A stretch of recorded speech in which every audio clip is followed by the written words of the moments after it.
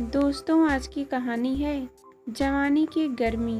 कहानी पसंद आए तो वीडियो को लाइक एवं सब्सक्राइब जरूर कीजिएगा। वह साहब नाम का शहर में लड़कियों को बाहर के देशों में बेचने का काम करता था और इसके लिए वह रणवीर जैसे गुर्गों को गांव में काम करने के बहाने से भेजता और रणवीर मजदूर के बेस में रहता। अरे वाह रे भैया, यह पुल का काम तो द्रौपदी की चीर की तरह हो गया है। एक बार शुरू तो हो गया पर खत्म होने का नाम ही नहीं लेता है। पेड़ के नीचे बैठे लड़कों से एक बूढ़े चाचा ने कहा, हाँ चाचा, यह सब तो सरकारी कामकाज है। कभी काम शुरू तो कभी काम बंद।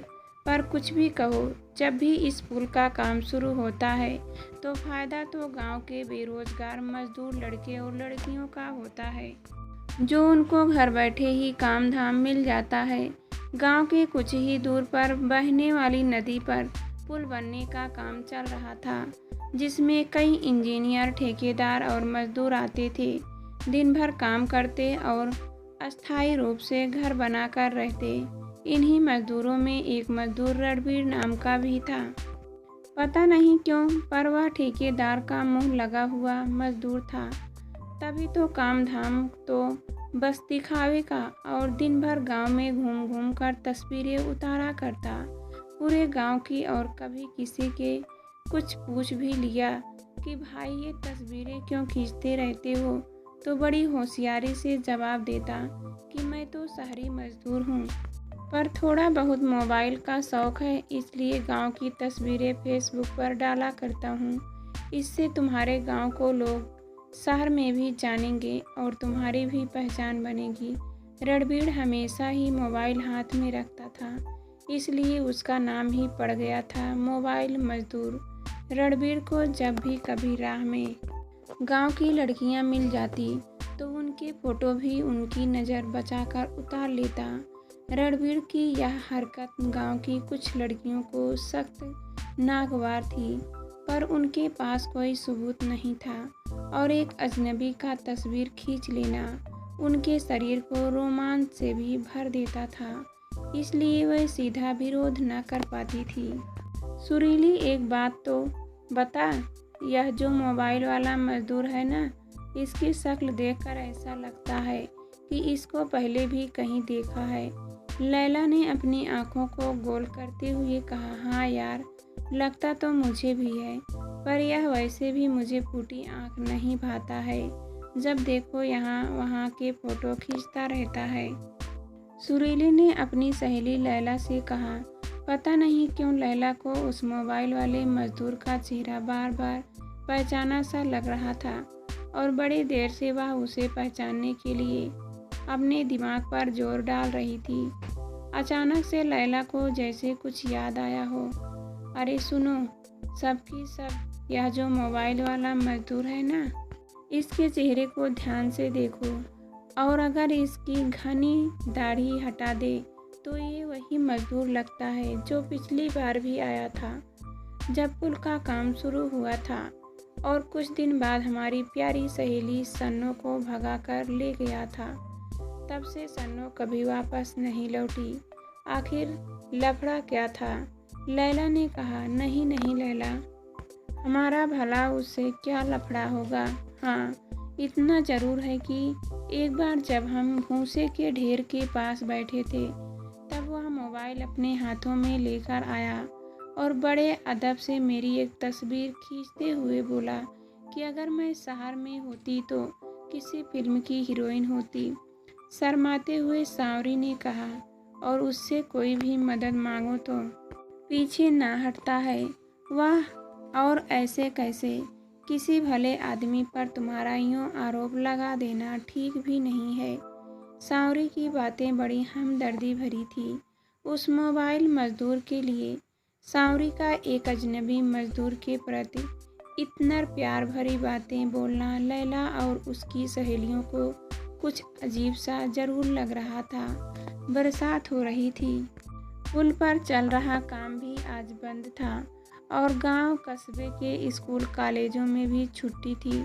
लैला भी अपने कमरे की खिड़की पर फुर्सत में बैठी थी कि तभी उसने देखा कि सांवरी छतरी ताने बरसात में कहीं जा रही है।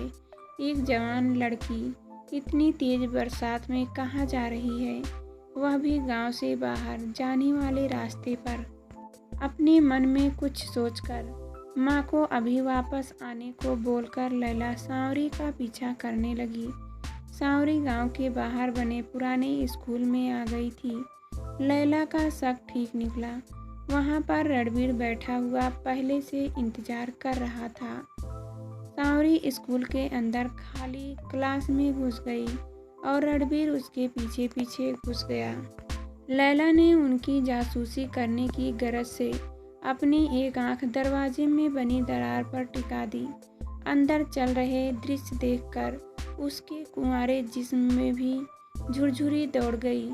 रणबीर सांवरी को अपनी बाहों में कसकर उसके गीले होठों को अपने होठों से सुखाने की कोशिश कर रहा था और सांवरी भी किसी बेल की तरह रणबीर से चिपकी हुई थी।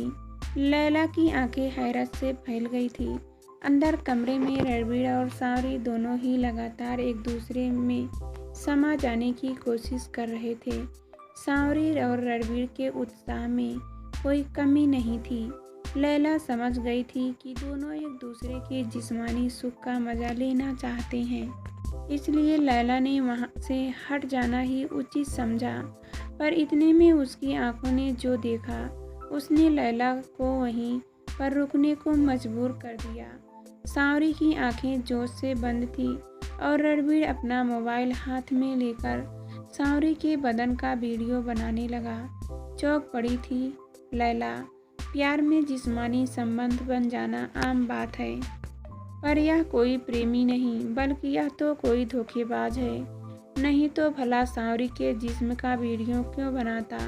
सांवरी तो घोर संकट में फंसने वाली है।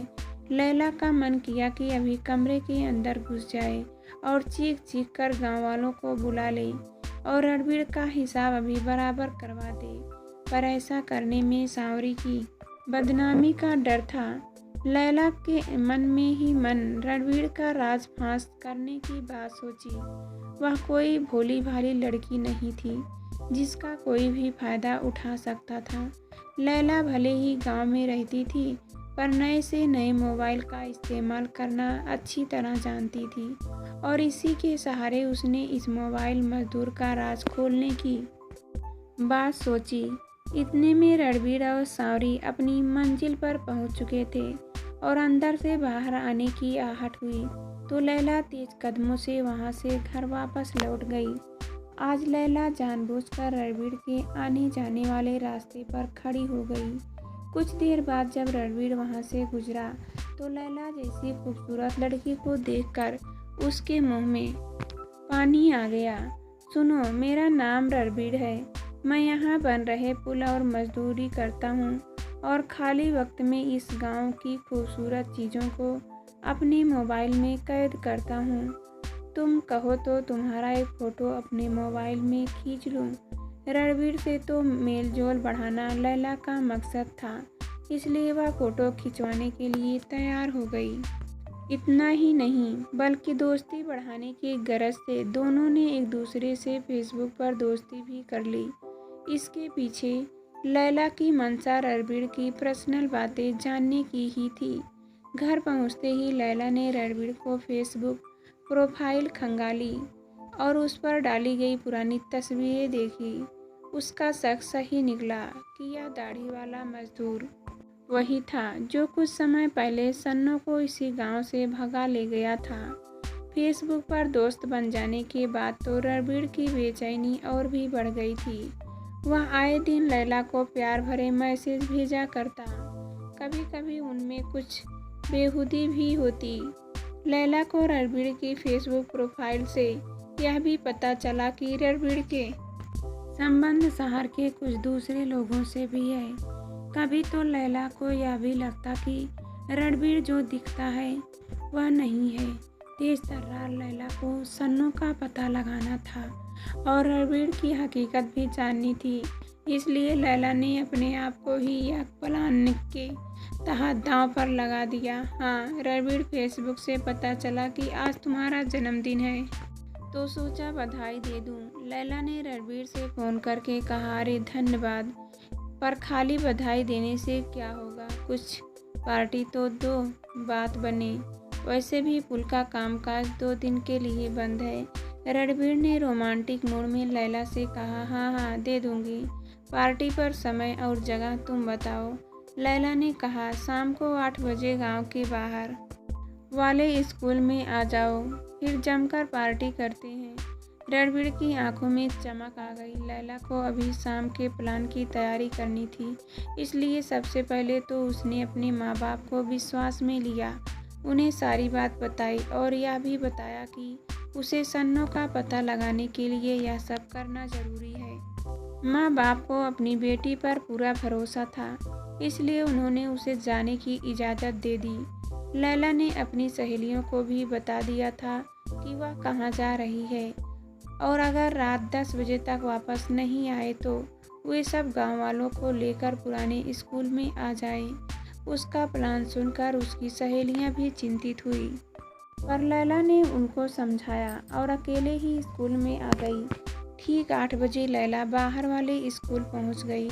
रणबीर वहां पर पहले से मौजूद था और सिगरेट के कांच लगा रहा था। लैला को देखकर रणबीर उसकी तरफ झपटा, चलो हटो, अपने आप को मजदूर कहते हो, दिन के 200 रुपये कमाने वाले इतनी महंगी सिगरेट नहीं पिया करते। अरे मैं कौन हूँ, कहाँ हूँ, यह सब छोड़ो, मेरी बाहों में आ जाओ और जवानी का मज़ा लो।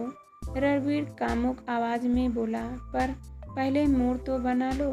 शराब से भरा गिलास रणबीर के होठों से लगाते हुए लैला ने कहा, वाह मेरी जान, तुम्हें कितना ख्याल है मेरे शराब का गिलास खाली करते हुए। रणबीर ने कहा।